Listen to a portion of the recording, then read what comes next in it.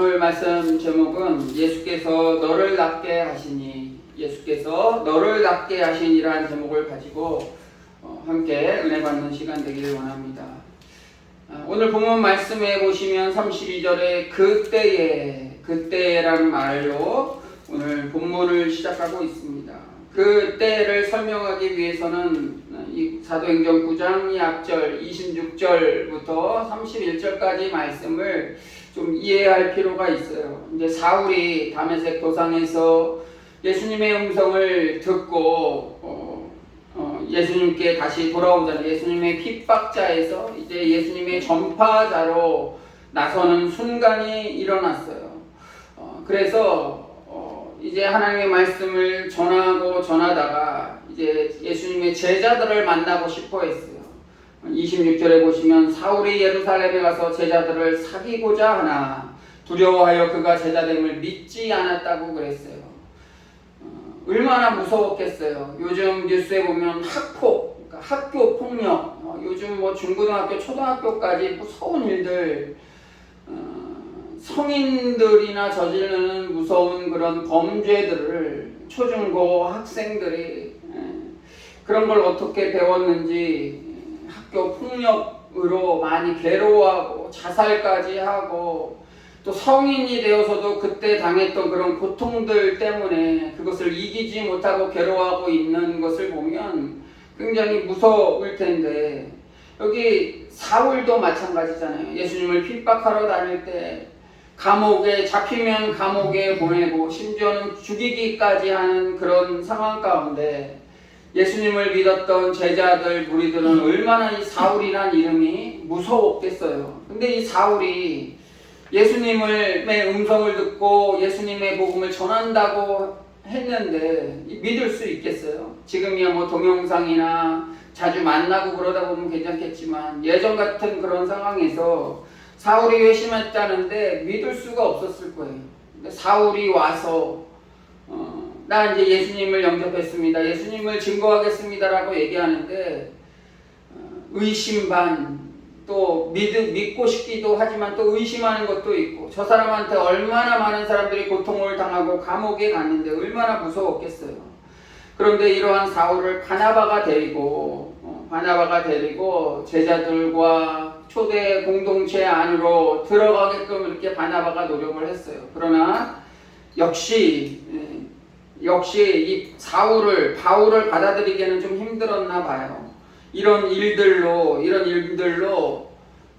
사울을 죽이려고 하기까지 했다고 성경은 기록하고 있어요. 그래서 다시 데리고 와서 가이사랴를 데리고 내려와서 다소로 보냈다고 그랬어요.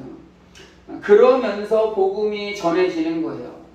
사울의 모습, 그러니까 바울의 모습이 이러한 상태에 있을 때, 복음이 전파되어질 때, 그때에 오늘 본문 32절에 그때가 바로 이럴 때예요. 한참 사울이 제자들과 함께 뭔가 하려고 하는데 이게 뭐가 좀 안 맞아서 이 가이사랴 다소로 보내지면서 점점 복음의 확장이 일어날 그때에 베드로 역시도 이제 예루살렘에 핍박이 있었기 때문에 이제 흩어지면서 초대 공동체에 있는 그런 성도들을 찾아다니면서 어떻게 보면 신방하는 거예요. 성도들에게 내려갔다고 그랬어요. 루다에 사는 성도들에게 내려갔는데 거기에 애니야라 하는 사람을 만났다고 그랬어요. 애니야. 처음 들어보시는 이름일 수도 있고 사도행전을 몇 번 읽으시다 보면 한 번 이름이 나오기 때문에 잘 모르실 수 있어요. 애니야라 하는 사람을 만났어요. 근데 그런 사람의 상태가 어떠냐면 33절에 보시면 중풍병으로 침상 위에 누운 지 8년이 됐다고 했어요. 중풍병으로 8년 동안 있었다고 생각해 보세요. 방에만 들어가도 엄청 냄새가 나고 엄청 힘들어하고, 뭐 지금은 그래도 청소를 하고 뭐 방향제도 있고 뭐 그렇지만 옛날에는 뭐 오죽했겠어요. 여러 가지 상황이 굉장히 안 좋았을 거라고 생각이 돼요. 이 애니야는 여기 보면 남자인지 여자인지는 잘 모르는데 이제 헬라어 원문에 보면 호에니아 그랬어요. 이 호라는 것은 남성 명사 앞에 주어지는 거예요. 그래서 남자라는 걸 알 수 있어요. 냄새가 많이 났을 거예요. 냄새가 많이 났을 거예요. 성경에 나와 있는 것처럼 누운 지 8년이나 됐어요. 8년. 중풍병도 경중이 있고 그런데 아주 심한 사람은 온몸이 움직일 수 없잖아요. 움직일 수 없어서 누구의 도움을 받지 않고서는 살아갈 수 없을 어려운, 어떻게 보면 사람 구실도 못한다라는 표현이 맞아요. 사람 구실도 못하고 주위에 사람이 도와줘야만 살아갈 수 있는 그런 상황. 어떻게 보면 이 애니아와 같은 모습이 그러한 모습이지 않았을까 생각이 돼요. 그러나 베드로가 루다에 사는 성도들을 향해 내려갔을 때 이 사람을 만나게 돼요. 이 사람을 만나게 돼요. 우연히 만난 건 아니겠죠. 성경의 역사는, 또 우리의 삶의 역사는 우연이 없어요. 우리 만남은 우연이 아니야 라는 이런 대중가요처럼 사람과 사람을 만나고 이런 것들은 우리가 하나님의 계획하신 가운데 일어나는 것을 볼 수 있어요. 애니아라는 이름의 뜻은 칭찬받는 자예요. 칭찬받는 자. 우리가 그냥 보면 세상적으로 얘기하면 아유 이름은 좋은데 그 이름값을 못해 그렇게 얘기하는 사람이 있어요. 칭찬받는 자인데 많은 사람들의 도움이 없이는 살아갈 수 없는 그런 상황에 놓인 사람이라는 거예요. 이름과 다르죠. 이름과 달라요. 이름값도 못하는 그러한 모습으로 살아가는 사람이었어요. 그러나 베드로가 이 8년 동안 중풍병으로 고생하고 있는 이 애니아를 향하여 예수님의 사랑을 전하며 예수님의 이름으로 그 병을 낫게 하는 것이 오늘 성경의 가장 핵심적인 말씀이라고 할 수 있어요. 우리가 치유의 중요한 특성이 있어요. 치유는 하나님이 불쌍히 여길 때 일어나는 거예요. 하나님이 불쌍히 여길 때. 복음서에 보니까 예수님이 병자들을 일으키고 죽은 자를 살리고 아파하는 사람들과 함께 갈 때 그들에게 거의 공통적으로 얘기하는 거예요. 불쌍히 여기사, 민망히 여기사 그들의 믿음을 보시고 치유하는 그런 사건들이 많이 일어나요. 그냥 막 일어나는 게 아니에요. 베드로가 능력 있어서 일어난 게 아니에요. 능력이 있어 보이는 어떤 사역자가 기도해 준다고 치유가 일어나는 게 아니에요. 치유는 어떤 사역자의 영성에서 나오는 것이 아니고 하나님이 그 사람을 불쌍히 여길 때 일어나는 거예요. 그래서 주님이 함께 하시는 사람들 보면 참 별 볼 일 없는 것 같은 사람들이 많이 있어요. 저는 죄인입니다. 저는 부족합니다. 이런 사람들에게 하나님이 나타나시는 거예요. 근데 거기에 팍딱 세우고 나는 배운 것도 많고 돈도 많고 또 학식도 있고 많은 사람들이 나를 존경하고 힘도 있고 권력도 있어. 거기에 팍딱 세우는 사람한테는 역사가 일어나기 힘든 거예요. 선교사들이 선교 보고를 할 때 저게 진짜야 할 때가 있어요. 보면 선교 현장에는 의료시설도 얼마나 안 좋겠어요. 잘 사는 나라 선교하러 가는 사람들도 있지만 복음이 잘 전파되지 않고 의료시설이 어렵고 또 여러가지 배고파하고 있는 그런 나라들을 향해서 선교사들이 많이 가는데 아주 우리나라에선 쉽게 고칠 수 있는 것도 그 나라에선 그 약을 구하지도 못하고 그 약이 있어도 돈이 없어서 병원에 갈 수도 없고 약도 못하는 그런 상황에 놓인 많은 사람들이 있잖아요. 그들을 향해서 선교사들이 가서 복음을 전하고 그들과 아파하는 것들을 함께 이렇게 나누고 하는데 선교사들이 갈 때마다 선교사들이 사역할 때마다 많이 하는 것이 뭐냐면 전하는 사역보다 사람들이 찾아온대요. 왜 찾아오냐면 몸이 아프고 힘드니까 배고픔에 굶주려 있으니까 도움을 받기 위해서 오는 거예요. 근데 선교사들이 무슨 돈이 있겠어요. 한국에서 지원해주는 선교사를 향해 지원해주는 그런 선교금들도 보면 선교사들 겨우 생활하고 교회 겨우 생활할 수 있을 정도를 주지 그 지역에 오는 어려워하고 있는 사람들의 복지를 위해서 교회가 담당하기가 힘들잖아요. 우리나라도 복지 담당하는 게 얼마나 힘들어요. 많기도 하지만 액수도 그렇게 한정이 되어 있기 때문에 어렵잖아요. 근데 근데 이 어려운 나라들은 어떻게 하겠어요? 어떻게 하겠어요?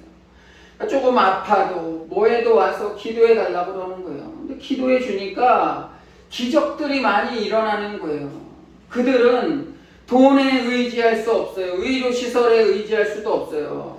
의지하는 건 뭐냐면 자기가 들었던 그 복음밖에 없는 거예요. 예수님의 그 복음서에 보다 보니까 아파하는 사람들을 불쌍히 여기고 고쳐주시는 주님의 그런 놀라운 기적과 치유의 역사들을 말씀을 통해서 배우게 되니까 자기도 그 믿음을 가지고 오는 거예요. 선교사들이 뭐 무슨 능력이 있겠어요.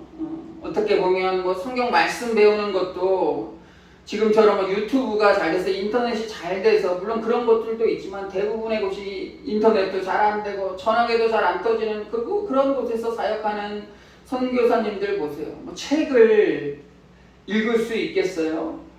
뭐 유명한 목사님들의 설교를 많이 들을 수 있겠어요? 뭐밖에 없어요? 성경책밖에 없어요. 성경책이랑 자기가 선교사로 나가기 전에 있었던 자기가 가지고 온 책들이 거의 전부 다일 거예요. 그리고 1년에 가끔씩 한국에서 지원해 주는 어떤 그런 소수의 몇 권의 책들 그런 것들을 읽으며 자료도 없고 그랬을 텐데 성경 하나만 붙들고 기도하면서 나가는 거예요. 근데 뭐 말씀이 얼마나 뭐 풍족하겠어요.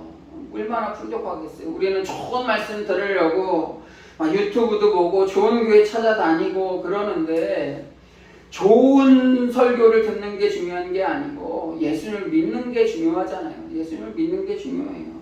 그래서 선교사 나가면 선교 지역에서는 많은 기적들이 일어난다고 그래요. 왜 그러냐면 믿을 게 주님밖에 없는 거예요. 우리는 솔직히 주님을 믿는다 하지만 주님의 믿는 것들이 많이 있잖아요. 뭐 대표적인 게 통장에 뭐 돈 조금 있으면 그거를 의지하게 돼요. 건강하면 그 건강을 의지하게 돼요. 또 누가 날 도와주게 되면 그걸 또 의지하게 돼요. 만약에 우리 엘림교회가 지금 뭐 재정적으로도 힘들고 일꾼도 힘들고 여러 가지 부족한 가운데 있지만 누가 와서 엘림교회 사역할 수 있도록 한 달에 500만 원씩 지원해 줄게요. 목회 끝날 때까지 지원해 줄게요 하면 감사합니다 할 수는 있겠지만 가만히 생각해보면 제 입장에서 생각해보면 그것으로 인해서 그것을 받음으로 인해서 기도하는 것도 그렇고 뭐 이렇게 기도 제목도 그렇고 열심도 많이 떨어질 것 같아요. 왜 그러냐면 그렇지 않게 하려고 그래도 그것을 의지하게 되는 거예요. 뭐 재정 되는데 뭐 성도 없어도 되지 전도할 필요 있어. 이 정도만 해도 사는 게 충분하지. 혹시나 그럴 수도 있다는 거예요. 그러니까 더 기도하는 거예요. 오는 사람들도 더 간절하게 예수님 의지하게 나오고 선교사들도 더 믿음을 가지고 믿을 거는 하나님과 하나님의 말씀밖에 없으니까 그거 붙들고 가는 거예요. 그러니까 선교 현장에 기적들이 많이 일어나는 거예요. 저도 뭐 이렇게 기도해 달라고 그래서 기도들 자주 했었고 그래요. 보면은 어떨 때 보면 목사님이 기도해 주셔서 전도사님이 기도해 주셔서 몸이 아팠었는데 괜찮아졌어요 하시는 분들도 있고 아무 말씀도 없는 분이 있어요. 자주 와서 기도해 주세요 그러던 분이 있어요. 제가 전에 저기 지방에서 사역할 때 보면 매일같이 오셔서 주마다 오셔서 기도해 주세요 전도사님 그런 분들이 계셨어요. 그런 분이 계셨는데 담임 목사도 있고 부목사도 있고 그런데 왜 저한테 오나 했더니 제가 능력이 있어서가 아니고 그분들은 바쁘시다는 거예요. 바쁘시고 자기까지 만나기가 좀 벅찼었나 봐요. 그러니까 제가 맨날 있고 이렇게 물어봐 주고 건강 어떠세요? 식사는 하셨어요? 이렇게 물어봐 주니까 그냥 오셔서 그래도 사역자라고 오셔서 이렇게 기도하는 거. 전도사님이 기도해 주시면 그때는 몸이 참 괜찮아져요 하는 거예요. 이게 제가 능력이 있어서 그러는 건가요? 아니죠.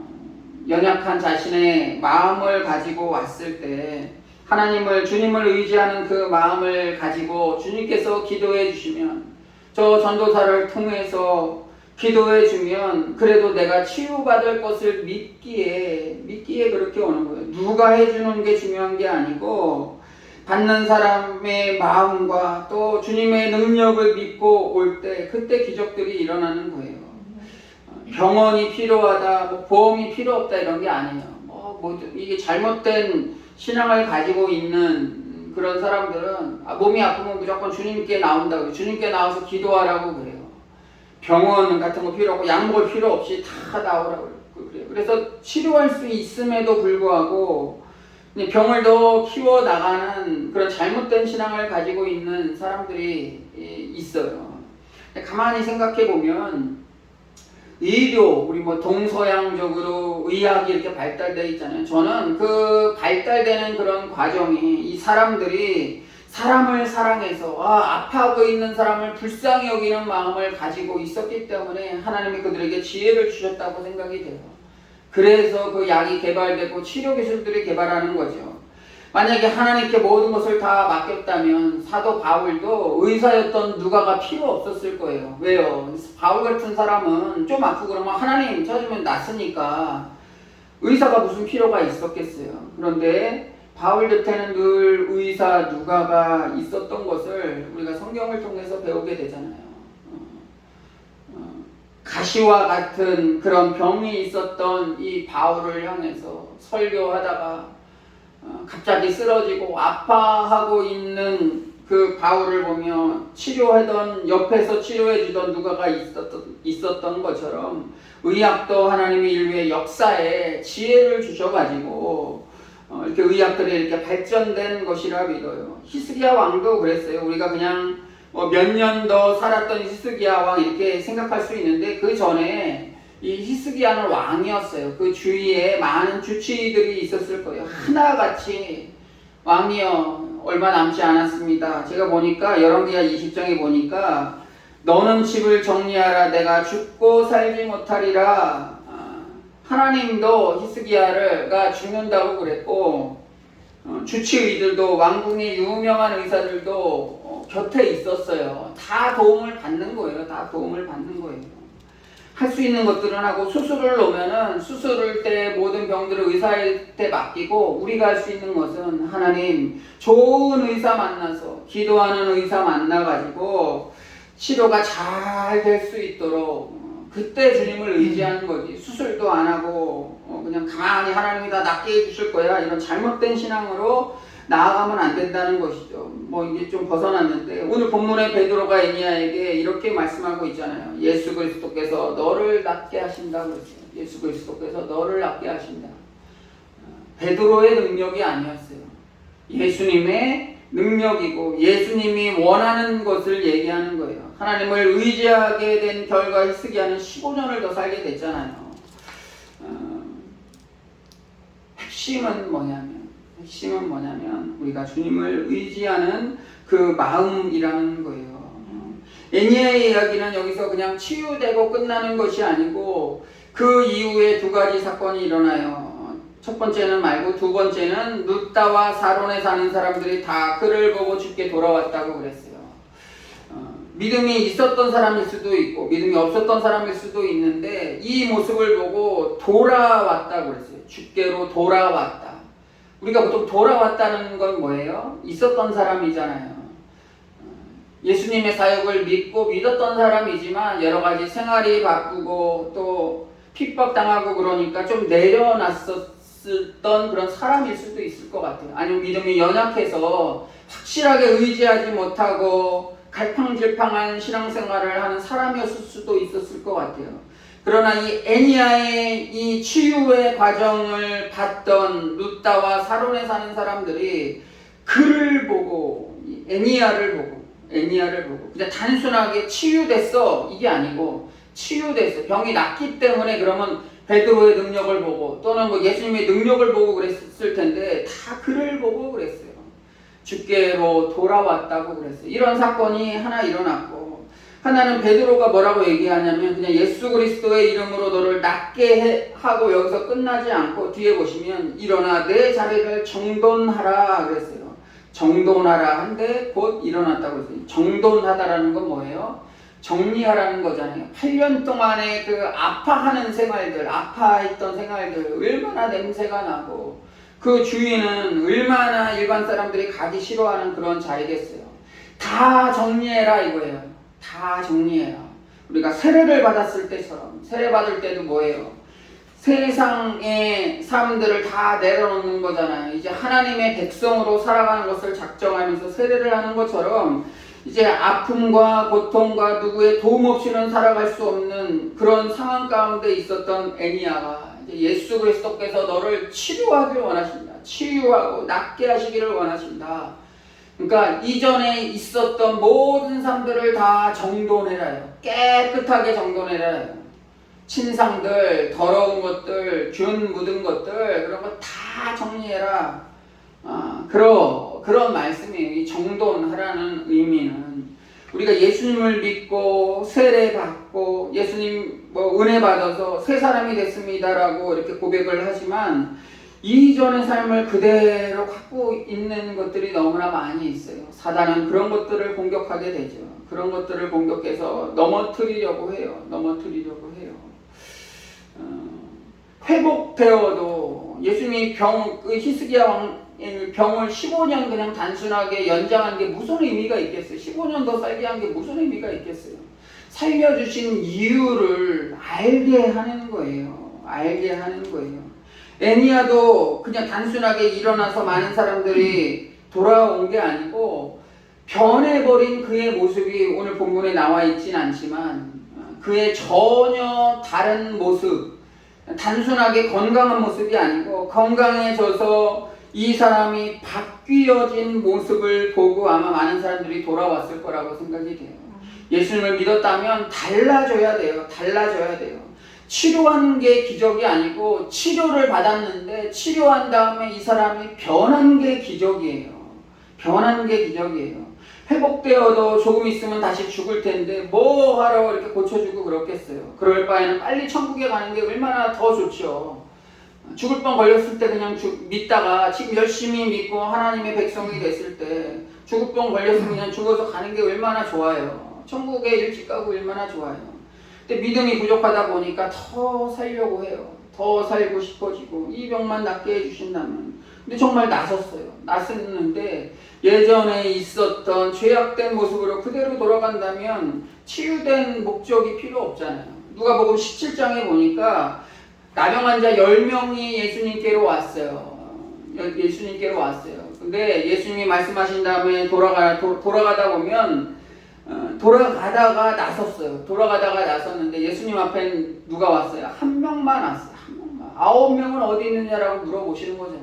낫는 게 목적이 아니고 돌아와서 하나님의 백성이 되는 게 목적이에요. 그래서 그 사람에게 얘기하잖아요. 내 믿음이 너를 구원하였다고 얘기하고 있어요. 구원받은 사람은 이 한 사람밖에 없는 거예요.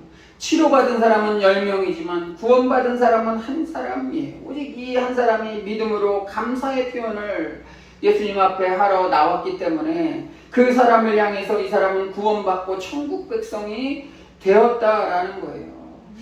치료의 사역은 이런 거예요. 치료의 기쁨은 이런 거예요. 치료 받은 게 중요한 게 아니고 그 이후에 우리의 모습이 어떻게 바뀌었는가가 중요한 거예요. 단순하게 베드로가 이 애니야라는 한 사람을 치료한 것에 이 말씀을 끝내지 말고 이 사람이 삶이 바뀌고 오히려 그것을 통하여 많은 사람들이 주께로 돌아오는 그런 기적들. 예수님은 치료를 그렇기 때문에 했어요. 불쌍한 인생들을 향해서 이렇게 치료하시고 나오신다는 거예요. 오늘도 우리가 여러 가지 아프고 괴로워하고 있는 일들 많이 있겠지만 예수께서 너를 낫게 하시니 그랬어요. 예수께서 우리를 치료하고 어려움들을 극복하게 만드시고 괴로움들을 기쁨으로 또 슬픔들을 춤이 되게 하시고 그렇게 하기를 원하셔요. 그런 주님을 만나시기를 주의 이름으로 간절히 기도합니다. 네. 기도합니다. 네. 아멘. 기도하겠습니다.